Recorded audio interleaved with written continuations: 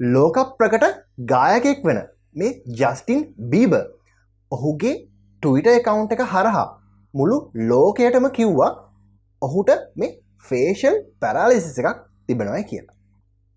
ඒත් එකම ලෝකේ හැම දෙනාම මේ තත්ත්වය ගැන කතා කරන්න පෙළඹුණා. අන්න ඒ නිසා මම හිතුවා කතන චිකිත්සකවරයෙක් සහ ඕඩියෝලොජිස්ට් කෙනෙක් වශයෙන් මේ ජස්ටින් බීබර්ට ඇති වෙලා තිබෙන තත්ත්වය එහෙම නැත්නම් මේ ෆේෂල් පැරලිසිස් එක ගැන කතා කරන්න. මොකද ඔබ දන්නවා ගායකයෙක්ට ඔහුගේ හෝ ඇයගේ මේ කටහඬ ඉතාමත් වැදගත් දෙයක්. හිතන්න ලෝක ප්‍රකට ගායකයෙක්ට මෙවැනි සෞඛ්‍යමය තත්ත්වයක් ඇති වුණොත් එය ඔහුගේ ජීවිතයට කොපමණ බලපෑමක් ඇති කරයිද? අන්න ඒ නිසා මම හිතුවා මේ ජස්ටින් බීබර්ට ඇතිවෙච්ච සෞඛ්‍යමය තත්ත්වය ගැන කතා කරන්න.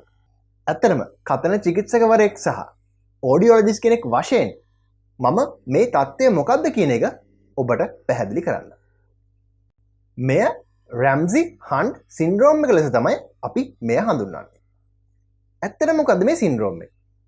ඔබ දන්නවා සින්ඩ්‍රෝම් එකක් කියන්නේ රෝග කිහිපයක එකතුවක් ලෙස තමයි අපි සාමාන්‍යයෙන් මෙය හඳුන්වන්නේ. ඒත් එකම මේ රැම්සි හන්ට් කියන සින්ඩ්‍රෝම් එක ඕනෑම වයස් පරාසක පුද්ගලයෙක්ට ඇති වෙන්න පුළුවන්.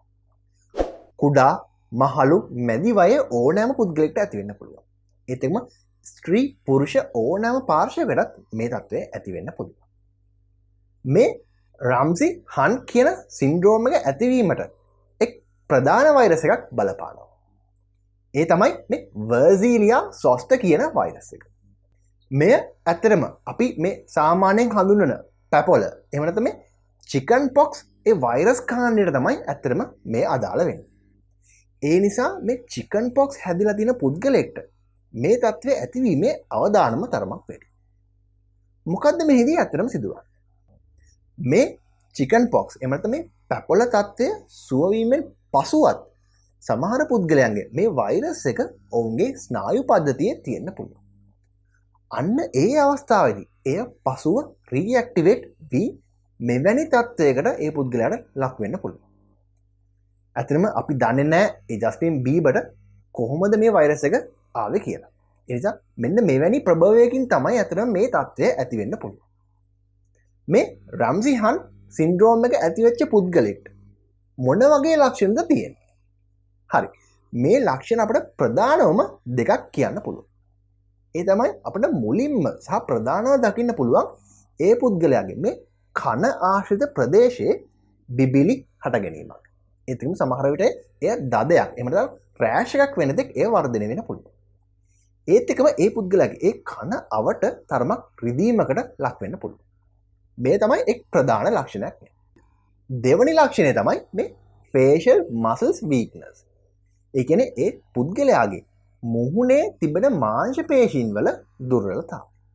මේ හේතුව නිසා ඒ පුද්ගලයාගේ එක් පැත්තක තොලක් ඇදවීමකට ලක් වෙන්න පුළුවන්. අපි මෙය drooping ලෙස හඳුන්වනවා. මෙන්න මෙවැනි ලක්ෂණ මේ පුද්ගලයන්ගේ අපිට ප්‍රධානව ලකින්න පුළුවන්.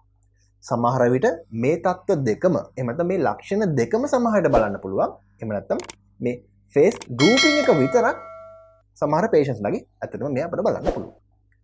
මීට අමතරව මොනොත් තිබෙන ලක්ෂණ. ඇත්තට මීට අමතරව තවත් ලක්ෂණ ගොඩක් මේ පුද්ගලයන්ට ඇති වෙන්න පුළුවන්. එයින් ප්‍රධාන දෙයක් තමයි ඔවුන්ගේ මම කලින් කිව්වා වගේ කන ආශ්‍රිත ප්‍රදේශයේ ඇතිවන රිදීම. ඒත් එක්කම සමහර පුද්ගලයන්ට ශ්‍රවණාබාධ එහෙම නැත්නම් මේ hearing loss ඇතිවීමේ අවදානමකුත් තිබෙනවා. තවත් ලක්ෂණයක් වෙන්නේ ඒ පුද්ගලයන්ට කර කැවිල්ල ඇතිවීම. සමහර විට තමන් කැරකෙනවා වගේ ඔවුන්ට තේරෙන්න පුළුවන්. එහෙම නැත්නම් තමන් අවට තියෙන පරිසරය කැරකෙනවා වගේ ඔවුන්ට තේරෙන්න පුළුවන්.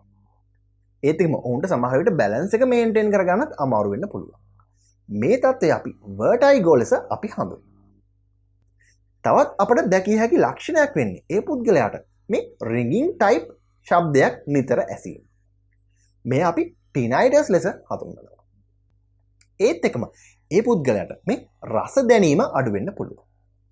ඒකට එක් ප්‍රධාන හේතුවක් වෙන්නේ ඒ facial nerve වල සිදුවෙන damage එක නිසා. ඒත් එක්කම අපි මේ පුද්ගලයාට කිව්වොත් ඇස් දෙක වහන්න කියලා. ඒ පුද්ගලයාට සමහරවිට එක ඇසක් වහන්න අමාරු වෙන්න පුළුවන්. ඒත් එකම අපි ඒ පුද්ගලෙක් කිව්වොත් නළල රැලි කරන්න කියලා. අන්න එහිදීත් ඒ පුද්ගලයාට මේ අපහසුතාවය තියෙන්න පුළුවන්. අපි එක් ඇහිබමක් එහෙම නැත්නම් අපි ඇහිබම් දෙකම උස්සන්න කියලා කිව්වොත් මේ ආකාරයෙන් ඒ පුද්ගලයාට සමහර විට එක් ඇහිබමක් පමණයි උස්සන්න පුළුවන් වෙන්නේ. මේකට හේතුව වෙන්නේ මේ ලොවර් මෝටර් නියුරෝන් වල සිදුවෙන ඩැමේජ් එකක්. මෙන්න මේවා තමයි අපිට මේ සින්ඩ්‍රෝම් එක තියෙන පුද්ගලයන්ගේ අපිට ප්‍රධානම දකින්න පුළුවන් ලක්ෂණ. හරි. දැන් ඊළඟට තියෙන ප්‍රධාන ප්‍රශ්නය කොහොමද අපි මේ සුව කරන්නේ? මේ සුව කරන්න පුළුවන්ද? ඔව් මම දැන් ඒ ගැනත් කතා කරා. අපි මේ පුද්ගලයන්ට ලබා දෙන ප්‍රධාන ප්‍රතිකාරය නැත්නම් බෙහෙත් වන්නේ මේ ස්ටෙරොයිඩ්ස් වර්ග. මීට අමතරව පේන් කිලර්ස් උත් අපි මේ පුද්ගලයන්ට ලබා දෙනවා. මෙන්න මේවා තමයි මේ රැම්සි හන් සින්ඩ්‍රෝම් එක තියෙන පුද්ගලයාට අපට කළ හැකි බෙහෙත් එහෙම නැත්නම් මේ ප්‍රතිකාර වර්ග. මීට අමතරව මේ පුද්ගලයාගේ අපි දැක්කොත් ෆේස් ඩ්‍රූපින් එකක් එහෙම නැත්නම් මේ ලිප් එක ඩ්‍රූප් වෙලා තිබ්බොත් අපිට පුළුවන් ඕරම් වෝටර් එක්සර්සයිසස් අපිට මේ පුද්ගලයාට කරන්න. ඇත්තටම මේ ජස්ටින් බීබර්ගේ ඒ කරපු වීඩියෝ එකේදී ඔහු කියලා තිබ්බා ඔහු දැන් ඒ එක්සර්සයිසස් පටන් ගත්තා කියලා. මෙන්න මේ ආකාරයෙන් තමයි ප්‍රතිකාර කිරීම සිදු කරන්නේ. ඇත්තට මේ ප්‍රතිකාර කරන්න ආරම්භ කිරීම ඉතාමත් ඉක්මනින් අපි සිදු කළ යුතුයි. ඇත්තටම පැය 72ක් ඇතුළත වගේ අපි මේ ප්‍රතිකාර කිරීම ආරම්භ කරන්න ඕනේ. අපි ඒ කාලය ඇතුළතදී මේ ප්‍රතිකාර කරොත් අපිට ඉතාමත් ඉක්මනින් හොඳ ප්‍රතිඵල ලබා ගන්න පුළුවන්. සාමාන්‍යයෙන් අපි කියන්නේ 70%ක පමණ හොඳ ප්‍රතිඵල මේ කාලය ඇතුළතදී අපි ප්‍රතිකාර ආරම්භ කරොත් අපිට ලබා ගන්න පුළුවන්. අන්න ඒ නිසා තමයි අපි ඉක්මනින් මේ සඳහා ප්‍රතිකාර ලබා ගැනීම අවශ්‍ය වෙන්නේ. ශ්‍රවණ විශේෂඥයෙක් වශයෙන් එහෙම නැත්නම් ඔඩියෝලොජිස්ට් කෙනෙක් වශයෙන් අපට කළ යුතු පරීක්ෂණ කිහිපයකුත් තිබෙනවා. මම කලින් කිව්වනේ මේ පුද්ගලයන්ට ශ්‍රවණාබාධ ඇතිවීමේ අවදානමක් තියෙනවා කියලා. අන්න ඒ නිසා අපි අනිවාර්යයෙන්ම ශ්‍රවණ පරීක්ෂාවක් එහෙම නැත්නම් හියරින් ටෙස්ට් එකක් අපි මේ ඔඩියෝමෙට්‍රි ටෙස්ට් එකක් ලෙස අපි මේ හඳුන්වනවා. මෙන්න මේ පරීක්ෂාවත් අනිවාර්යයෙන්ම කළ යුතු වෙනවා. ඒත් එකම ටිම්පැනෝග්‍රෑම් එහෙම නැත්නම් ටිම්පැනෝමෙට්‍රි කියන ටෙස්ට් එකත් අපි කළ යුතු වෙනවා. මේදී අපි ඒ පුද්ගලයාගේ මැද කනේ තත්ත්වය කොහොමද කියන එක අපි මේ පරීක්ෂාවන් වලදී සිදු කරනවා. අන්න ඒ නිසා මේ ඔඩියෝලොජිකල් ටෙස්ට් කිරීම ඉතාමත් වැදගත්. මොකද එතනදී අපට හඳුනා ගන්න පුළුවන් මේ පුද්ගලයාට ශ්‍රවණාබාධයක් ඇති වුණාද? එහෙම නැත්නම් මේ පුද්ගලයාගේ මැද කනේ තත්ත්වය කොහොමද කියන එක අපට ඉන් ඩීටේල් පරීක්ෂා කරගන්න පුළුවන්. දැන් මේ ජස්ටින් බීබර්ගේ ෆෑන්ස්ලට ලොකු ප්‍රශ්නයක් තියෙන්න පුළුවන්. ඒ තමයි ජස්ටින් බීබර්ට ආමත් සින්දු කියන්න පුළුවන්ද කියන එක. ඔව් ඇත්තටම මේ තත්ත්වයේදී ඔහුගේ මේ වෝකල් ෆෝල්ඩ්ස් වලට එහෙම නැත්නම් මේ ස්වර තන්තු වලට කිසිදු හානියක් වෙන්නේ නැහැ. මොකද මේ තත්ත්වය ඇති වෙන්නේ ඔවුන්ගේ ෆේෂල් නර්ව් එකට පමණයි. ඒ නිසා ඔහුගේ මේ ස්වර තන්තු කිසිම ගැටලුවක් නැතුව පවතිනවා. නමුත් ඔහුගේ මේ ඇතිවුණු ෆේෂල් නර්ව් ඩැමේජ් එක නිසා ඔහුගේ කතාවට යම් අපහසුතාවයක් ඇති වෙන්න පුළුවන්. සමහරට ස්ලර්ඩ් ස්පීච් එහෙම නැත්නම් ඔහු කතා කරන දේ අපිට පැහැදිලිව හඳුනා ගන්න අපහසු වෙන්න පුළුවන්.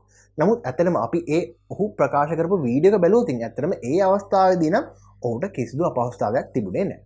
ඒ නිසා මම හිතනවා ජස්ටින් බීබර්ගේ ෆෑන්ස්ලාට ඉතාමත් ඉක්මනින් ඔහුව වේදිකාවේ දකින්නට පුළුවන් වෙයි කියලා. මෙන්න මේ ආකාරයෙන් තමයි ඔඩියෝලොජිස්ට් කෙනෙක් සහ ස්පීච් ලැන්ග්වේජ් පැතොලොජිස්ට් කෙනෙක් වෙන මට මේ தත්ත්වය එක්ස්ප්ලেইন කරන්න පුළුවන් වෙන්නේ.